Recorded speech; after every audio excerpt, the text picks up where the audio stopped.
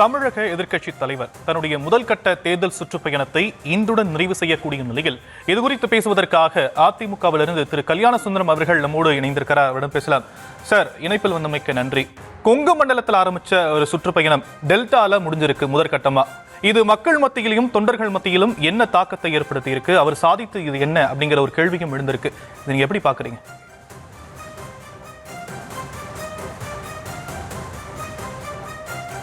ஆமாங்க, அதாவது இந்த பயணம் தொடங்கினதிலிருந்தே இன்றைக்கு அது முதல் கட்டத்தை நிறைவு செய்கிற அந்த நேரத்தை நெருங்குகிற வரைக்கும் தமிழ்நாடு முழுவதும் அவர் போகிற தொகுதிகள் மட்டுமல்ல, அவர் போகாத இடங்களிலும் ஒட்டுமொத்த தமிழ்நாட்டிலும் இது மிகப்பெரிய அதிர்வலைகளை உண்டாக்கி இருக்கிறது. நீங்க அவர் போகிற இடங்களிலே நாம் பார்க்கிற அந்த மக்கள் வெள்ளம் என்பது அது புரட்சித் தலைவர் அவர்கள் காலத்தில், புரட்சி தலைவி அம்மா அவர்களினுடைய காலத்தில் எந்த அளவிற்கு மக்கள் ஆதரவு அண்ணா திராவிட முன்னேற்ற கழகத்திற்கு அதனுடைய தலைமைக்கு இருந்ததோ அதே அளவிற்கான ஆதரவு, மிகப்பெரிய மிக பிரம்மாண்டமான ஆதரவு புரட்சி தமிழர் எடப்பாடியார் அவர்களுக்கு கிடைத்திருக்கிறது அப்படிங்கிறது வெளிப்படையா தெரியுது. அதையும் தாண்டி அவருடைய பேச்சுகளிலே இன்றைக்கு அவர் வைத்திருக்கிற அந்த செய்திகள், அது தமிழ்நாட்டு மக்களினுடைய மனசாட்சியை தட்டி இருக்கிறது என்று சொல்ல வேண்டும். ஏற்கனவே துயரில் மூழ்கி கிடந்த தமிழக மக்கள் இன்றைக்கு ஆளுகிற இந்த அரசினுடைய மக்கள் விரோத நடவடிக்கைகள் குறித்து பெரிய கவலையிலே இருந்த மக்கள் தங்களுக்கு ஒரு விடிவு வரப்போகிறது என்கிற நம்பிக்கைக்கு வந்திருக்கிறார்கள். அந்த நம்பிக்கையை இந்த பயணம் கொடுத்திருக்கிறது. ஒன்று, கட்சி தொண்டர்கள் மத்தியில், கட்சியினுடைய தோழர்கள் மத்தியில் மிகப்பெரிய உற்சாகத்தை கொடுத்திருக்கிறது. 2026 இரட்டை இலைகளுக்கானது என்கிற அந்த முழக்கம் உண்மையானது, அது நடக்கப் போகிறது என்கிற உற்சாகத்தை கட்சி தொண்டர்கள் மத்தியிலே கொடுத்திருக்கிறது. மக்கள் மத்தியிலே ஒரு பெரு நம்பிக்கையை கொடுத்திருக்கிறது. மக்களை காப்போம், தமிழகத்தை மீட்போம் என்கிற முழக்கம் இன்றைக்கு மக்களால் ஆதரவு பெற்ற முழக்கமாக மாற்றப்பட்டிருக்கிறது. ஒரு பெரிய ஒரு நம்பிக்கைக்குரிய குறியீடாக நாங்கள் பார்க்கிறோம். ஒரு நன்னம்பிக்கை ஏற்படுத்தி இருக்கிற பயணமாக இந்த பயணத்தை நாங்கள் பார்க்கிறோம். மக்கள் ரொம்ப அலையலையா கூடுறாங்க. நீங்களே கவனிச்சிருப்பீங்க. இப்படி ஒரு கூட்டம் வருமா என்று நான் பேசுகிற இந்த விவாதங்கள் எல்லாம் எங்களோடு கலந்து கொள்ளுகிற எதிர்கட்சிகளை சேர்ந்த, அதாவது இன்றைக்கு இருக்கிற ஆளுங்கட்சியை சேர்ந்தவர்களும் அவர்களுக்கு ஆதரவாக இருக்கிறவர்களும் கூட அவர்களிடமே ஒரு நடுக்கத்தை எங்களால் பார்க்க முடிகிறது. அந்த அளவிற்கு இந்த பயணம் எதிர்முகாமையும் உலுக்கி இருக்கிறது. தமிழ்நாடு முழுவதற்கும், தமிழ்நாடு மக்கள் முழுவதற்கும் ஒரு நம்பிக்கையை விதைத்திருக்கிறது.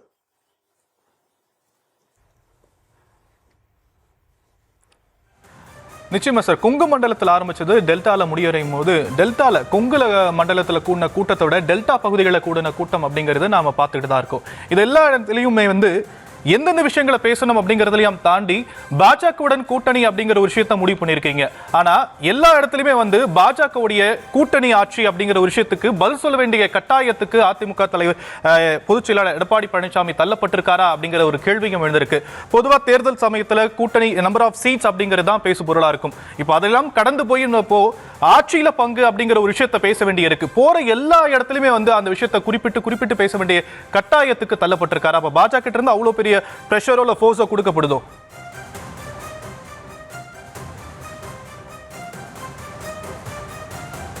அதாவதுங்க, கொங்கு மண்டலத்தில் தொடங்கி டெல்டா மாவட்டங்களில் முடிவடைகிறதோ அதுக்கு இடையில வட மாவட்டங்கள்ல, இப்ப விழுப்புரம், கடலூர்ல எல்லாம், திருவண்ணாமலை இவங்க அங்க செய்த பயணங்களும் நீங்கள் தொடர் இந்த பயணம் முழுவதுமாக மிகப்பெரிய மக்கள் வெள்ளம், அலையலையாக மக்கள் இந்த பயணத்தில் கலந்து கொண்டதை நாம் பார்த்தோம்.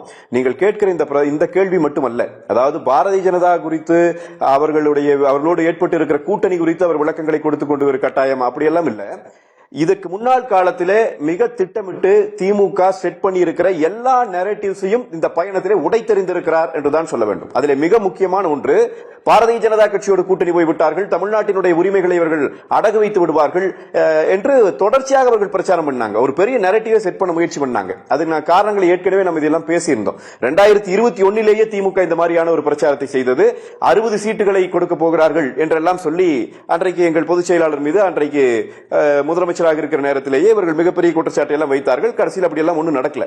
இந்த முறையும் அதே மாதிரியான ஒரு நெரேட்டிவ் செட் பண்ண முயற்சி பண்ணாங்க. அது மட்டும் இல்லாமல் பாரதிய ஜனதா கட்சியோடு வைத்திருக்கிற கூட்டணி என்பது அது தமிழ்நாட்டிலே வாழ்ந்து கொண்டிருக்கிற மதவழி சிறுபான்மை மக்களுக்கு எதிரான கூட்டணி என்பதை போல ஒரு தோற்றத்தையும் அவர்கள் உருவாக்கி கொண்டே இருந்தார்கள். இந்த நெரேட்டிவ் எல்லாம் உடைக்கிறதுக்கு தன்னுடைய பயண களத்தை அவர் பயன்படுத்தி கொண்டார். மிக தெளிவாக இவற்றையெல்லாம் உடைத்திருக்கிறார் என்பதுதான் உண்மை. அதுக்கு பதில் சொல்ற கட்டாயம் என்பது அது பாரதிய ஜனதா கூட்டணிக்காக நாங்கள் பதில் சொல்ற கட்டாயம் இல்லை. மாறாக திமுக செய்து கொண்டிருக்கிற அந்த ரொம்ப ஒரு சதின்னு தான் சொல்லணும். அந்த சதி திட்டத்திற்கு அவர் ஒரு முடிவுரையை எழுதி வைத்திருக்கிறார். இதற்கு மேல் நீ என்னதான் பேசுவாய் பார்ப்போம் என்கிற அளவிற்கு திமுக பாரதிய ஜனதா கூட்டணியிலே இருந்த காலத்திலே தமிழ்நாட்டின் உரிமைகள் எந்த அளவிற்கு அவர்கள் கொண்டு போய் காவு கொடுத்தார்கள் காங்கிரசிடமும் பாரதிய ஜனதாவிடமும் என்பதையும் சுட்டிக்காட்டி அண்ணா திராவிட முன்னேற்ற கழகம் என்றைக்கும் தமிழ்நாட்டிலே வாழுகிற அனைத்து மக்களுக்கும் பாதுகாப்பு அரணாக நின்றிருக்கிறது என்கிற செய்தியை அழுத்தம் திருத்தமாக தன்னுடைய பயணம் முழுவதும் அவர் தெளிவுபடுத்தி இருக்கிறார். எனவே திமுகவை பொறுத்தவரைக்கும் ஏற்கனவே அதிமுகவை பத்தி குறை சொல்றவங்களுக்கு எதுவும் இல்லை. அதனாலதான் பாஜகவை பற்றி பேசி இங்கே தமிழ்நாட்டுக்குள்ள வந்து அதிமுகவுக்கு எதிரான ஒரு அலையை உருவாக்க முடியுமா என்கிற முயற்சியை அவர்கள் செய்தார்கள். அவர்கள் அந்த முயற்சியை தொடங்கிய நேரத்திலேயே எங்களுடைய பொதுச் செயலாளரினுடைய பயணம் அதை முற்ற முழுவதுமாக முடித்து போட்டிருக்கிறது என்றுதான் நாங்கள் பார்க்கிறோம். இது மாதிரி திமுக செட் பண்ண நிறைய நெரேட்டிவ்ஸ் அவர் முடிச்சு விட்டார். நீங்க எந்த விதமான புரிதலும் இல்லாமல் ஸ்டாலின் வந்து ஏதோ சுந்தரா டிராவல்ஸ்ல போறாங்க என்று தொடங்கிவிட்டது. அவர் அடித்த அடியிலே தமிழ்நாடு முழுவதும் சுந்தரா டிராவல்ஸ் தான் ஓடிக்கொண்டிருக்கிறது என்று சொல்லி பேருந்துகள் வாங்குவதிலே கிட்டத்தட்ட 4 ஆண்டு காலம் இவர்கள் எவ்வளவு பெரிய தாமதத்தை ஏற்படுத்தினார்கள், பேருந்துகள் எல்லாம் எப்படி பழுதடைந்து தமிழ்நாட்டை சீரழித்துக் கொண்டிருக்கிறது என்கிற செய்திகளை எல்லாம் அவர் பேசியது என்பது அவர்கள் போட்டுக் கொடுத்த அவர்கள் பின்னிய அந்த வலையை திருப்பி அவர்கள் மீதே வீசியிருக்கிறார் எங்கள் பொதுச் செயலாளர். மக்களுக்கு உண்மை நிலை என்ன என்பதை புரிய வைத்திருக்கிறார். அதற்காக இந்த பயணத்தை அவர் பயன்படுத்திக் கொண்டிருக்கிறார் என்றுதான் பார்க்க வேண்டியது. சார், நீங்க சொன்ன மாதிரி திமுக செட் பண்ண நரேட்டிவ்ஸை உடைக்கணும் அப்படிங்கறதுல முழு மூச்சா செயல்பட்டார் அப்படிங்கறதுல நீங்க சொல்றீங்க. இருந்தாலுமே கூட பாஜக சில அஜெண்டாஸ் வச்சிருக்காங்க. அவங்களுடைய விஷயத்தையும் அதிமுக சார்பாக பேச வேண்டிய நிலைக்கு ஒரு எக்ஸ்டர்னல் ஃபோர்ஸ் பிரஷர் கொடுத்திருக்காங்களா? அப்போ அதிமுக சில இடங்கள்ல காம்ப்ரமைஸ் ஆக வேண்டிய சிச்சுவேஷன் ஏற்பட்டிருக்கா?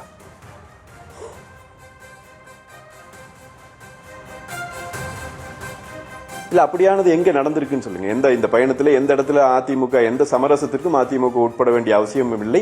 பாரதிய ஜனதாவோடான எங்கள் கூட்டணி என்பது மிக மிக தெளிவாக இருக்கிறது. அதில் எந்த விதமான பிணக்குகளும் இல்லை. பிணக்குகள் இருப்பதாக சொல்லப்படுவதுதான் திமுகவின் நரேட்டிவ் என்று நான் சொன்னேன். எனவே நாங்கள் பாரதிய ஜனதா இப்ப எப்படி 2011 காங்கிரஸ் திமுகவுக்கு அழுத்தம் கொடுத்து 63 சீட்டை வாங்கிட்டு போச்சு அன்னைக்கு மத்தியில் ஆட்சியில் இருந்த காங்கிரஸ், அந்த மாதிரியான அழுத்தங்களை பாரதிய ஜனதாவும் எங்கள் மீது வைக்கவில்லை. திமுக அடிபணிந்து போனது போல அதிமுகவும் என்றைக்கும் அடிபணிந்து போகிற சிந்தனையிலும் இருந்ததில்லை. எனவே சமரசங்கள் எல்லாம் எதுவும் இல்லை. பாரதிய ஜனதாவுக்கு பதில் சொல்ல வேண்டிய தேவையில்லை. பாரதிய ஜனதாவுக்கு பதில் சொல்லணும்னா எங்க கூட்டணி கட்சி தலைவர்கள் அவங்க இருக்கிற இடத்திலேயே போய் சொல்லலாம். அவங்களுக்கு போய் நாங்க எங்கள் பயணத்தில் பதில் சொல்ல வேண்டிய அவசியம் இல்லை. மாறாக திமுகவினுடைய நரேட்டிவ்க்கு அவர் கொடுத்திருக்கிற மரணடி தான் இந்த பயணத்தில் அவர் பேசிய செய்திகள். அது அப்படித்தான் அதை புரிஞ்சுக்கணும்.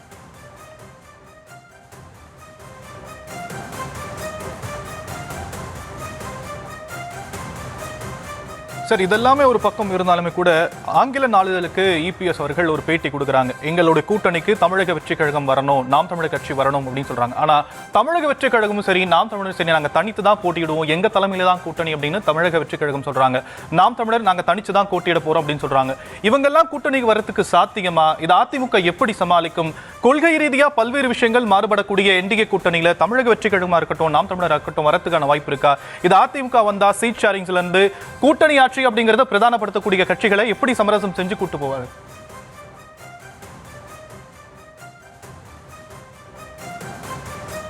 ஆமாங்க, அதாவது திரு விஜய் அவர்களையோ திரு சீமான் அவர்களையோ அவர்களை நாம் சொல்லுவது என்பது அவர்களோடு அல்ல, அவர்கள் மட்டும் அப்படி என்று புரிந்து கொள்ளக்கூடாது.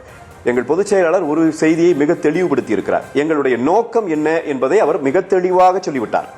அதாவது இன்றைக்கு நடந்து கொண்டிருக்கிற தமிழ்நாட்டில் நடந்து கொண்டிருக்கிற இந்த மக்கள் விரோத அரசை ஒரு தனிப்பட்ட குடும்பம் தன்னுடைய நுகர்வு சுயநலத்திற்காக சுயநல நுகர்வு வெறியிலே தமிழ்நாட்டை உறிஞ்சி கொள்ளுகிற இந்த நிலை ஒழிக்கப்பட வேண்டும்.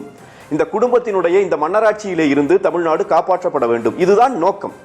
இந்த நோக்கத்திற்காக திமுகவை எதிர்க்கிற இந்த மக்கள் விரோத அரசை எதிர்க்கிற இந்த அரசை தமிழ்நாட்டின் அரசியல் களத்திலிருந்து அப்புறப்படுத்த வேண்டும் இந்த கட்சியை என்று விரும்புகிற எல்லாரும் ஓரணியில் திரள வேண்டும் என்பதுதான் அவருடைய முழக்கம். அவர் தன்னுடைய நோக்கத்தையும் தெளிவாக சொல்லிவிட்டார், தான் வைக்கிற முழக்கத்தையும் சொல்லிவிட்டார். அதிலே யாரெல்லாம் சேரலாம் யாரெல்லாம் சேரக்கூடாது என்பதல்ல. யாரெல்லாம் திமுகவை எதிர்க்கிறார்களோ, திமுகவினுடைய இந்த மக்கள் விரோத ஆட்சியை எதிர்க்கிறார்களோ அவர்கள் எல்லாம் ஒன்றுபட வேண்டும். அதற்குள்ளே திரு விஜய் அவர்களும் வருகிறார், திரு சீமான் அவர்களும் வருகிறார், இன்ன பிற கட்சிகளும் வருகிறார்கள். அப்ப இதுதான் நம்முடைய முழக்கம்னு வச்ச பிறகு நீங்கள் சொல்வதை போல திரு விஜய் அவர்கள் திரு சீமான் அவர்கள் அவங்க எல்லாம் தங்களுக்கு என்று ஒரு கொள்கை இருக்கிறது, அந்த கொள்கையின் அடிப்படையில தான் நாங்கள் கூட்டணிக்கு வர முடியும் என்று சொல்லிக் கொண்டிருக்கிறார்கள். ஆனால் ஒரு சிலவற்றை நாம் அவர்களுக்கு நினைவுபடுத்த வேண்டி இருக்கிறது. நீங்க இந்தியாவிலேயே மிகப்பெரிய கொள்கை எதிரிகளாக இந்தியா விடுதலை அடைந்த காலத்திலிருந்து பார்க்கப்பட்டவர்கள் காங்கிரசும் கம்யூனிஸ்டுகளும். இந்தியாவை இரு கூறுகளாக பிரிந்து வைத்திருந்தார்கள் அவர்கள். அந்த அளவிற்கு ஒரு வர்க்க சண்டை நடப்பதை போல ரெண்டு கட்சிக்கும் இடையில மிகப்பெரிய ஒரு கொள்கை முரண் இருந்தது. ஆனால் ஒரு காலகட்டம் வருகிற போது ஏதோ ஒரு குறிப்பிட்ட நோக்கத்தின் அடிப்படையில் இந்த வரலாற்று சூழலில், இந்த கால சூழலில் இது தேவை என்பதை முடிவு செய்து காங்கிரசும் கம்யூனிஸ்டுகளும் கூட்டணி அமைத்த காட்சியை நாம் இந்திய அரசியலிலே பார்த்திருக்கிறோம். அதுபோல கொள்கை மாறுபட்டு இருந்தாலும் கூட, நீ இன்னும் சொல்ல போனா பாரதிய ஜனதா கட்சியும் இடதுசாரி கட்சிகளும் சேர்ந்து ஒரு ஆட்சிக்கு ஆதரவு கொடுத்ததை 1989 நாம் பார்த்திருக்கிறோம். இந்தியாவின் அரசியல் வரலாறு பார்த்திருக்கிறது. இன்று சிபிஎம்மும் பாரதிய ஜனதா கட்சியும் நேர் எதிரான கொள்கை கொண்டவர்கள். இன்றைக்கு வரைக்கும் அவர்கள் அப்படித்தான் இருக்கு. ஆனா அவங்க ரெண்டு பேரும் சேர்ந்து ஒரு அரசை ஃபார்ம் பண்ணிருக்காங்க 1989. அப்ப இப்படியான எடுத்துக்காட்டுகள் எல்லாம் நமக்கு நிறைய இருக்கிறது. அதனால் தான் நாங்கள் என்ன சொல்லுகிறோம் என்றால், ஒரே கொள்கையிலே இருக்கிறவர்கள் கூட்டணி வைக்க வேண்டும் என்கிற தேவை கிடையாது. ஒரே கொள்கை இருந்துச்சுன்னா ஒரே கட்சியா இருந்துட்டு போயிடலாமே. அப்புறம் எதுக்கு 2-3 கட்சிகள்? எனவே அவரவருக்கு வேறு வேறு கொள்கைகள் தான் இருக்கும். இந்த கொள்கை முரண்பாடுகளை எல்லாம் தாண்டி ஒரு குறைந்தபட்ச செயல் திட்டத்தின் அடிப்படையிலே நாம் தமிழ்நாட்டை காப்பாற்றுவதற்காக, தமிழ்நாட்டில் ஜனநாயகத்தை காப்பாற்றுவதற்காக ஒன்றுபட வேண்டும் என்கிற முழக்கத்தை ஒரு பிரதான எதிர்க்கட்சி என்கிற வகையிலும், 53 ஆண்டுகளை தொட்டு 31 ஆண்டு காலம் தமிழ்நாட்டை ஆண்ட கட்சி என்கிற முறையிலும் அந்த கட்சியினுடைய பொதுச் செயலாளராக இருக்கிற எங்களுடைய புரட்சி தமிழர் எடப்பாடியார் அவர்கள் இந்த தேவையை உணர்த்தி ஒரு முழக்கத்தை வைக்க வேண்டியது அவசியம். அதைத்தான் அவர் வைத்திருக்கிறார். எனவே அதை மற்ற கட்சிகளினுடைய தலைவர்கள், திரு விஜய் அவர்கள், திரு சீமான் அவர்கள் என்பதை தாண்டி மற்ற இருக்கிற எல்லா கட்சியினுடைய தலைவர்கள் யோசிக்க வேண்டும். அதே நேரத்தில் அவரை ஒன்றை தெளிவுபடுத்தி இருக்கிறார். அதையும் நான் சுட்டிக்காட்ட விரும்புகிறேன். அண்ணா திராவிட முன்னேற்ற கழகத்தின் இன்றைக்கு இருக்கிற இந்த கூட்டணி கட்டாயமாக 2026 210 தொகுதிகளை வெற்றி பெற்று ஆட்சி அமைக்கும். அண்ணா திராவிட முன்னேற்ற கழகம் தனித்து ஆட்சி அமைக்கும். இதை நாங்கள் ஏற்கனவே தெளிவுபடுத்தி இருக்கிறோம். பிற கட்சிகளும் இணையும் பட்சத்தில் தமிழ்நாட்டை அரை நூற்றாண்டுகளுக்கு மேலாக சுரண்டி கொண்டிருக்கிற திமுக என்கிற இந்த கட்சியை தமிழ்நாட்டின் அரசியல் களத்திலிருந்தே முழுமையாக அப்புறப்படுத்திவிட முடியும். அதற்கான முயற்சியிலே தான் நாம் பிற கட்சிகளுக்கும் எங்கள் பொதுச் செயலாளர் முழுக்க அவருக்கு அந்த வரவேற்பை சொல்லுகிறார். நாம் இணைய வேண்டும் என்கிற தேவையை, காலத்தின் தேவையை அவர் இன்றைக்கு உணர்த்தி கொண்டிருக்கிறார். அதை அப்படித்தான் புரிந்து கொள்ள வேண்டும்.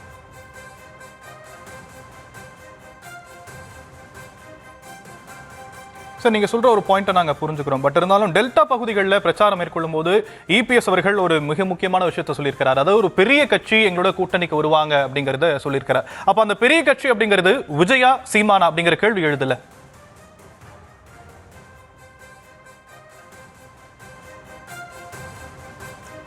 இல்ல, நீங்க அது பெரிய கட்சி எங்களோட கூட்டணிக்கு வரும் என்று சொன்ன எங்களுடைய பொதுச் செயலாளர் அது எந்த கட்சி என்பதை சொல்ல வேண்டும் என்று நினைத்திருந்தால் அவரே சொல்லியிருப்பாரே.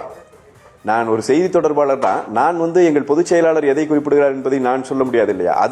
அது எந்த காலம் வரைக்கும் ரகசியமாக இருக்க வேண்டும் என்பதை எங்கள் பொதுச் செயலாளர் தான் முடிவு செய்திருக்கிறார். அதனாலே தான் ஒரு கட்சி என்று சொல்லிவிட்டு போயிருக்கிறார். எனவே அது யாராக இருக்கும் என்று நான் எப்படி சொல்ல முடியும்?